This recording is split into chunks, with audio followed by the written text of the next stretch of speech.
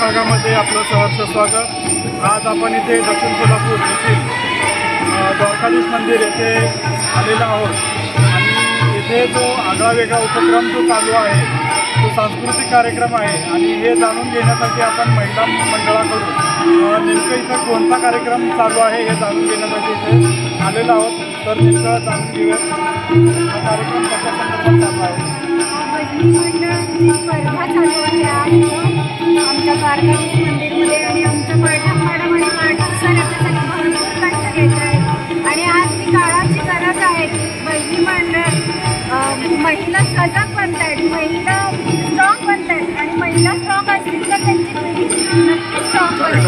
आजच्या काळाची गरज आहे, आपले मुलं संस्कारित बनतील, आपल्या मुली स्ट्रॉंग बनतील, त्यासाठी महिलांना सजग आणि सबळ बनण्याचं हे माध्यम आहे भजन मंडळ म्हणजे।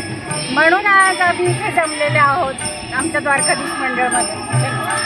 आणि जसं की आता बऱ्याच काही अन्याय अत्याचार होत आहेत आणि त्याच्यामधून सुद्धा यांच्या माध्यमातून एक मेसेज पण देण्याचा प्रयत्न या महिला मंडळाच्या माध्यमातून सर्वांना लोकांना देण्याचा प्रयत्न सध्या चालू आहे, हेच आपण जाणून घेऊयात।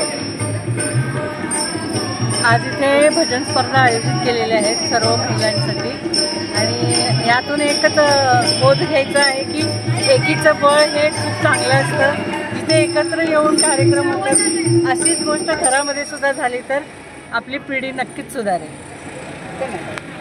जपणूक होते, आपली महाराष्ट्र संस्कृती आहे, संत वाङ्मय याची जपणूक होते आणि एकत्रीकरण ह्या निमित्ताने होतं। आता त्याचा काय उद्देश असेल ह्याचा वगैरे काही यामध्ये येणार नाही, पण आपण सगळ्या महिला एकत्र जमतो। तसंच मला अजून एक म्हणणं आहे की महिला आपल्या सोलापूरमध्ये भजनी मंडळाचे भरपूर कार्यक्रम होतात।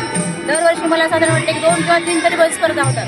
तसं असं वाटतं की बायकांचा तर सगळ्यांचा पहिल्यापासूनच हा जन्मताच त्यांचा गुण आहे की सगळ्यांना सामावून घेणं, सगळ्याबरोबर चालत राहणं। असं पुरुष मंडळाच्या पण वेगळ्या स्पर्धा हव्यात पुढे चालून, असं मला वाटतंय की त्यांनी पण सहभाग नोंदवावा। भजनच नाही, आणखीन भरपूर कार्यक्रम आहे की जे पुरुषांनी सुद्धा एकत्र येणं गरजेचं आहे असं मला वाटतंय। हा कार्यक्रम तर खूपच छान आहे, मस्त कार्यक्रम आहे।